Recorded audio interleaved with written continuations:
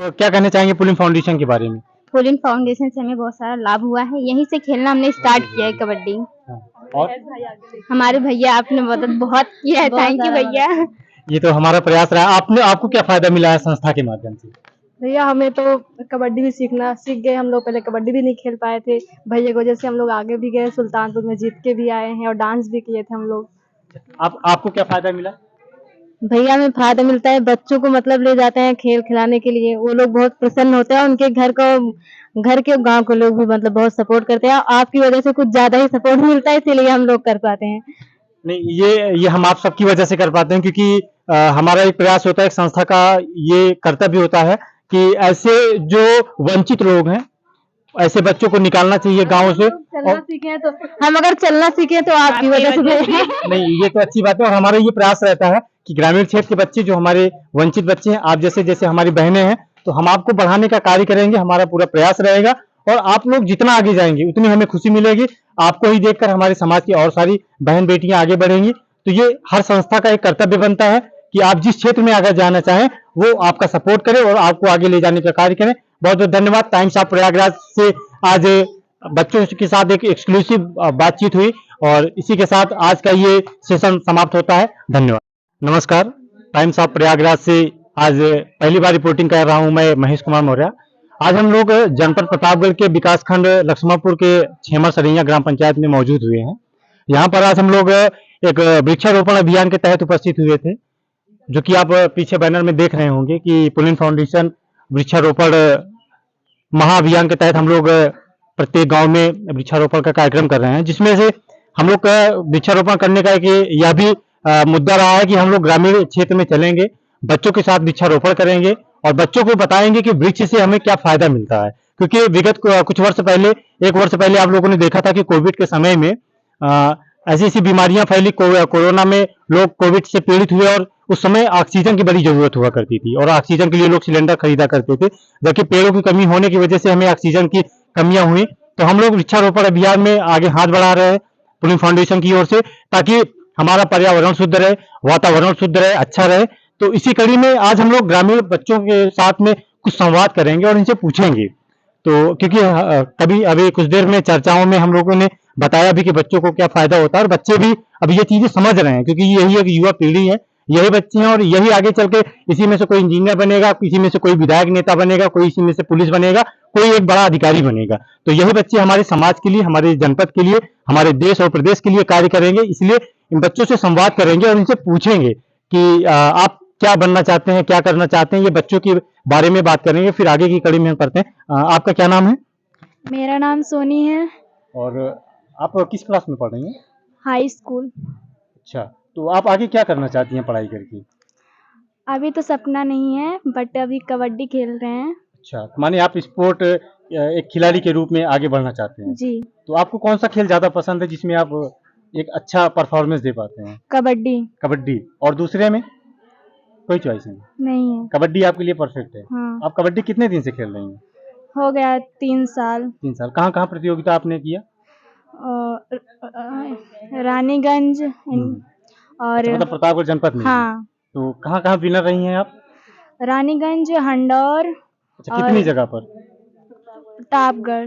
मतलब कितनी जगह पे आप लोग विनर रहे हैं? 2, 3, 4, 5 जगह? हाँ। कहाँ कहाँ? मतलब आप विनर रहे हैं। हाँ। तो आपको कैसा महसूस होता है कि आगे खेल में अगर आप बढ़ना चाहें तो आप इस कबड्डी की क्षेत्र में आप बढ़ना चाहेंगे? जी। बिल्कुल। हाँ। ठीक है। आपका क्या नाम है? माय नेम इज कामिनी। कामिनी। पूरा नाम बता दीजिए। कामिनी सरोज। कामिनी सरोज। तो आप किस क्लास में पढ़ाई कर रही हैं? आपकी 12th में। 12th में है। तो आप 12th के बाद क्या करना चाहेंगी? 12th के बाद पुलिस बनने की इच्छा है। पुलिस बनने की इच्छा है। और खेल में आपकी क्या रुचि रही है? खेल में कबड्डी पसंद है। कबड्डी आपको भी ज्यादा पसंद है? फेवरेट गेम वही है। हाँ, नहीं गेम है लेकिन कबड्डी आपको ज्यादा पसंद है। तो कबड्डी में आपने कहाँ कहाँ प्रतिभा की है? सुल्तानपुर और लखनऊ, हंडौर और प्रयागराज। अच्छा, प्रतापगढ़ जनपद के अलावा भी आप कई जिलों में प्रतिभा की है? हाँ, गए सुल्तानपुर। विनर भी रही हैं या? विनर रहे हैं ना पुलिन फाउंडेशन की तरफ से। पुलिन फाउंडेशन की तरफ से आप विनर रहे हैं। हाँ जी। आपका क्या नाम है? मेनका सरोज। आपकी क्वालिफिकेशन क्या है?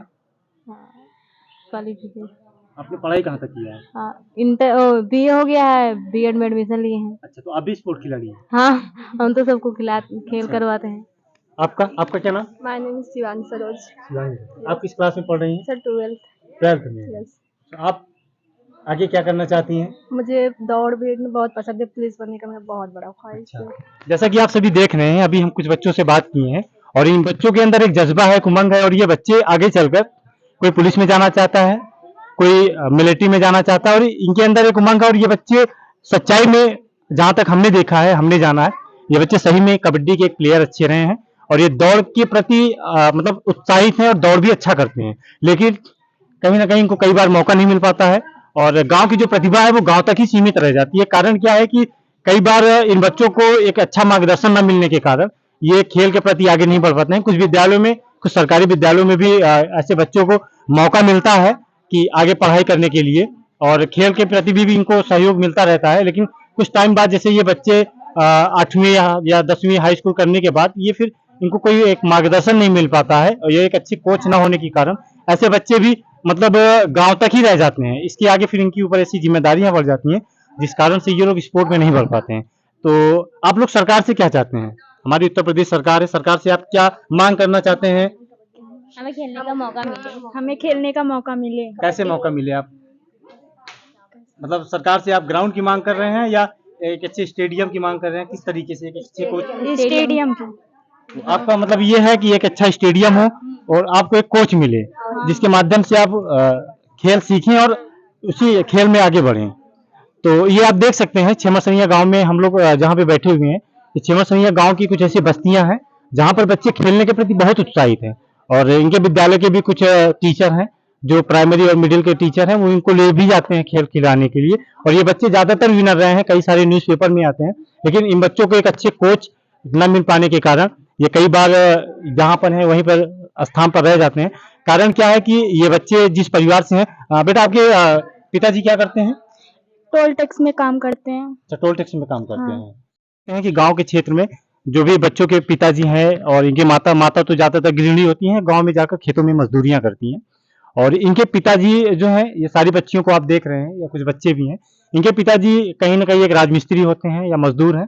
और जैसे इन बच्ची ने बताया कि इनके पिताजी बाहर रहकर राजमिस्त्री का काम करते हैं और इनके पिताजी एक प्राइवेट जगह पे काम कर रहे हैं। तो ऐसे ऐसे परिवार के बच्चे हैं, मुश्किल से 10 से 15 हज़ार रुपया इनके पिताजी लोग सैलरी पाने वाले व्यक्ति हैं जो अपने बच्चों को एक अच्छे इंस्टीट्यूट में या एक अच्छे खेल के संस्थान में नहीं भेज सकते हैं। तो इन बच्चों को आगे बढ़ाने का काम हम जैसे लोगों का है कि हम इन बच्चों को एक खेल के माध्यम से आगे ले जाएं, खेल में आगे ले जाएं और हमारी जनपद जो भी हमारी जनपद के संबंधित अधिकारी हैं, खेल अधिकारी हैं, युवा खेल कल्याण अधिकारी हैं, हम ऐसे लोगों से भी निवेदन करते हैं कि आप अपने जनपद में, आप अपने विकास खंड में ऐसे बच्चों को चाहे प्रधान के माध्यम से हो या किसी भी जनप्रतिनिधि के माध्यम से आप बच्चों को चुनिए और खेल के माध्यम से आगे ले जाइए। क्योंकि यही बच्चे अगर मौका पाएंगे तो जैसे हिमा दास जी ने रनिंग में एक अच्छा देश के लिए गोल्ड मेडल जीता, ऐसे तमाम महिलाएं हैं जो देश के लिए गोल्ड मेडल जीतने, तो ये भी बेटियां हैं जो भारत के लिए कहीं ना कहीं गोल्ड मेडल लाने की संभावना दिख रही है। इनके अंदर एक जज्बा है, इनके अंदर एक उमंग है जो हमारे देश के लिए गोल्ड मेडल लाने का प्रयास करेंगे और इनके अंदर वो हिम्मत है। बस इन्हें जरूरत है एक अच्छे कोच की और एक अच्छे ग्राउंड की, जो कि मैं सरकार से भी निवेदन करूंगा कि आप ऐसे बच्चों को बढ़ावा देने का कार्य करें। साथ ही इन बच्चों के अंदर अभी बहुत सारी उम्मीदें हम लोग देखते हैं और ये बच्चे हमारे पर्यावरण के लिए भी, खेल के लिए भी काम कर रहे हैं। तो बस आप कुछ कहना चाहेंगे? नहीं भैया, हम कह चुके हैं। अच्छा, कि हम लोग वृक्षारोपण अभियान में चल रहे हैं, तो आज हम बच्चों से ये जानेंगे कि इनको वृक्षारोपण के बारे में क्या जानकारी है और ये वृक्षारोपण के बारे में क्या जानते हैं। हम लोग पेड़ लगा रहे हैं तो पेड़ से हमें क्या फायदा है और हम बच्चों से जानते हैं। आपका नाम? कामिनी। कामी, आप ये बताइए अधिक पेड़ लगाने से हमें क्या फायदा होगा? अधिकतर ऑक्सीजन मिलेगी और और फल्स वगैरह जैसे लकड़ी वगैरह, छांव, ये सब धूप से फायदा।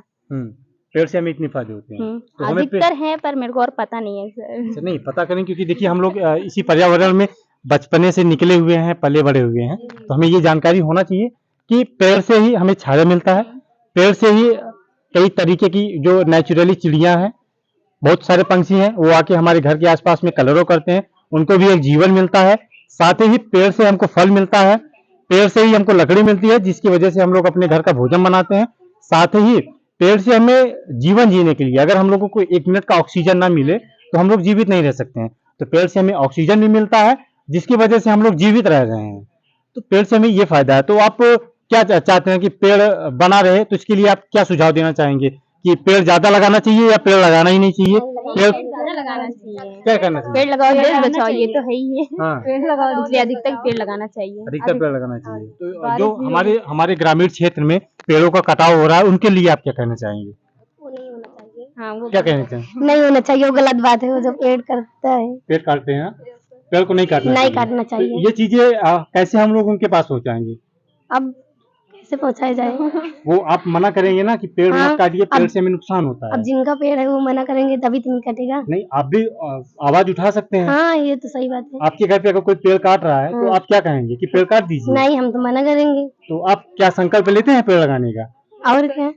बिल्कुल लगाएंगे पेड़। और क्या? आप भी पेड़ लगाएंगे? सर, हम लोग बचपन और जो पेड़ काट रहे हैं उनको क्या सुझाव देना चाहेंगे? उनको नहीं काटना चाहिए पेड़। हाँ, तो आप लोग क्या करेंगे? उनको ये सुझाव दें, उनको ये बताएं कि हम लोग जो पेड़ काट रहे हैं इससे हमारा नुकसान हो रहा है, फायदा किसी प्रकार का नहीं हो रहा है।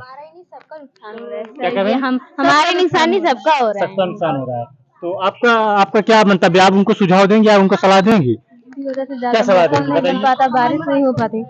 इसी वजह से बारिश नहीं हो पाती, मौसम नहीं बन पाता, पेड़ नहीं रहता तो वृक्ष। आप क्या कहना चाहेंगे ऐसे लोगों को? ऐसे लोगों को सजा मिलनी चाहिए ना, पेड़ सजा काटने मिलनी की। चाहिए, बिल्कुल सजा मिलनी चाहिए।